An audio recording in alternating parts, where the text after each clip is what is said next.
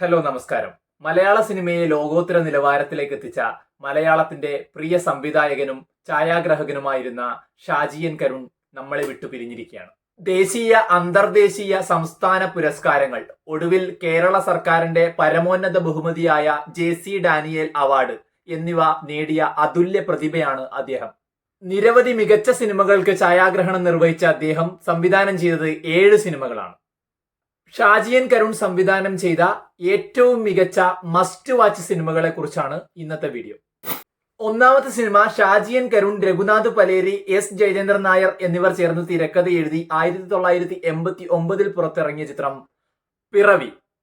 Shaji N Karun ആദ്യമായി സംവിധാനം ചെയ്ത ചിത്രം എന്ന പ്രത്യേകത കൂടി പിറവിക്കുണ്ട്. എഞ്ചിനീയറിംഗ് കോളേജ് വിദ്യാർത്ഥിയായ രഘുവിനെ കാത്തിരിക്കുന്ന അച്ഛനിലൂടെയാണ് ചിത്രം ആരംഭിക്കുന്നത്. വരാമെന്ന് പറഞ്ഞ ദിവസം അവസാന ബസ് വരെയും രഘു വന്നില്ല. പിന്നീട് രഘുവിന് വേണ്ടിയുള്ള അന്വേഷണമാണ് ചിത്രം. വിഖ്യാതമായ രാജൻ കേസാണ് ചിത്രത്തിന് ആധാരം. രഘു വീട്ടിലെ എല്ലാവരുടെയും പ്രിയപ്പെട്ട ഒരാളാണ്, അച്ഛൻ്റെയും. ആ തീവ്രമായ മൊമെന്റുകളിലൂടെ, നിമിഷങ്ങളിലൂടെ, ഗംഭീരമായ പ്രകടനങ്ങളിലൂടെ പ്രേംജി നമ്മുടെ ഉള്ളുലയ്ക്കുക തന്നെ ചെയ്യും. അത് കണ്ട് നമ്മൾ ഉടഞ്ഞു പോവും. രഘുവിന്റെ അച്ഛനായി മിന്നുന്ന പ്രകടനം കാഴ്ചവെച്ച പ്രേംജി ആ വർഷത്തെ ദേശീയ സംസ്ഥാന അവാർഡുകളിൽ മികച്ച നടനുള്ള പുരസ്കാരം നേടി.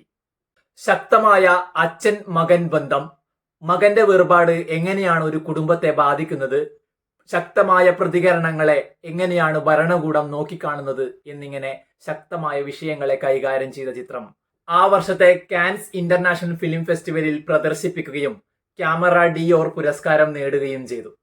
ക്യാമറ ഡിയോർ പുരസ്കാരം നേടുന്ന ആദ്യ ഇന്ത്യൻ ചിത്രമാണ് പിറവി.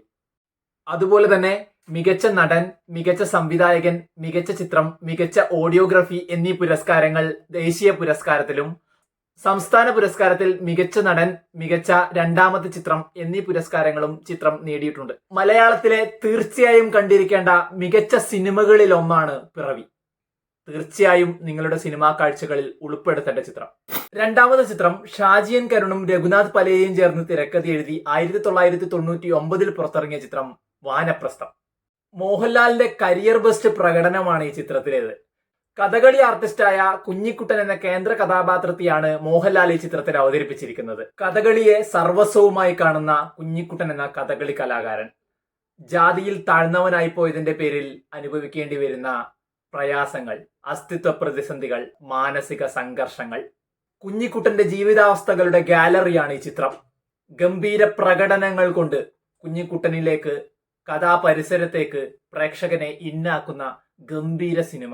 കണ്ടിട്ടില്ലെങ്കിൽ തീർച്ചയായും കണ്ടിരിക്കേണ്ട ഗംഭീര സിനിമയാണ് വാനപ്രസ്ഥം. വളരെ സ്ലോ പേസിലാണ് ഈ ചിത്രം കഥ പറഞ്ഞു പോകുന്നത്.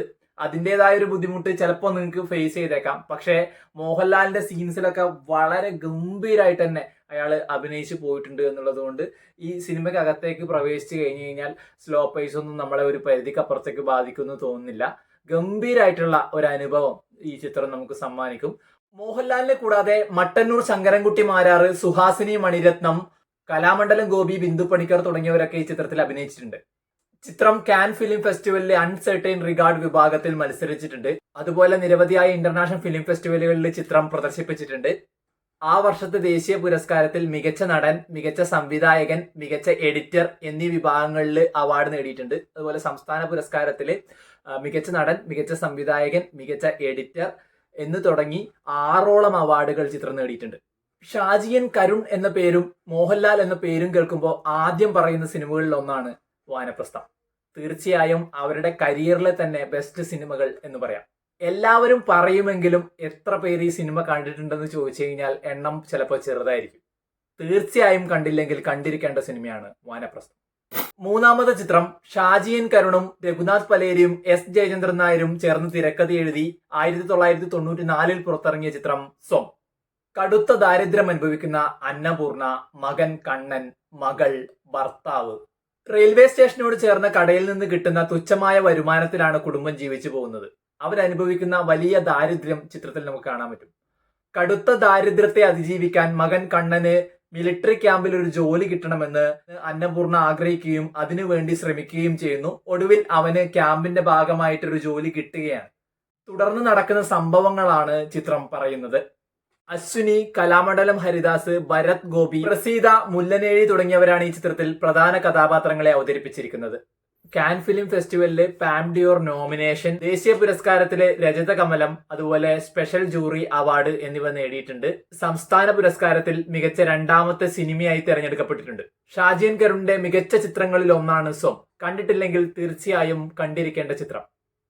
നാലാമത്തെ ചിത്രം ഷാജിയൻ കരുണിന്റെ കഥയ്ക്ക് ഹരികൃഷ്ണൻ, PF മാത്യൂസ് എന്നിവർ ചേർന്ന് തിരക്കഥ എഴുതി 2009 പുറത്തിറങ്ങിയ ചിത്രം കുട്ടിസ്രാങ്ക്.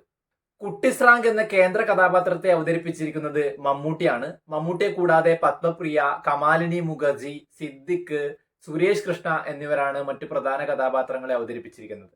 കുട്ടിസ്രാങ്കിന്റെതെന്ന് സംശയിക്കുന്ന ഒരു ബോഡി തീരെ തടിഞ്ഞ നിലയിൽ ലോക്കൽ പോലീസ് കണ്ടെത്തുകയും രേവമ്മ എന്ന് പറയുന്ന ഒരു ബുദ്ധ സന്യാസിനി അത് കുട്ടിസ്രാങ്കിന്റെതെന്ന് ഐഡന്റിഫൈ ചെയ്യുകയും ചെയ്യുന്നു.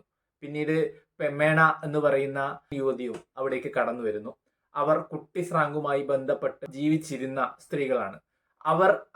അവർ പറയുന്ന കഥകളിലൂടെ കുട്ടിസ്രാങ്ക് എന്ന് പറയുന്ന വ്യക്തിയുടെ ജീവിതമാണ് സിനിമയിൽ അനാവരണം ചെയ്യപ്പെടുന്നത്.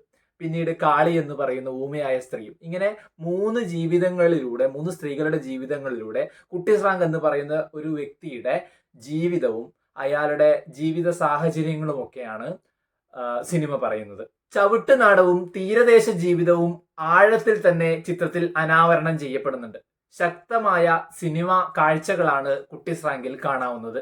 കുട്ടിസ്രാങ്കായി ഗംഭീര പ്രകടനമാണ് മമ്മൂട്ടി ഈ ചിത്രത്തിൽ കാഴ്ചവെച്ചിരിക്കുന്നത്. കുട്ടിസ്രാങ്കിന്റെ 3 കാലഘട്ടം, 3 സ്വഭാവ സവിശേഷതകൾ എന്നിവയൊക്കെ ഗംഭീരമായി സ്ക്രീനിൽ കൊണ്ടുവരാൻ വേണ്ടി മമ്മൂട്ടിക്ക് സാധിച്ചിട്ടുണ്ട്. മമ്മൂട്ടിയുടെ എക്കാലത്തെയും മികച്ച പ്രകടനങ്ങളിൽ ഒന്നായി തന്നെ കുട്ടിസ്രാങ്കിനെ കാണാവുന്നതാണ്.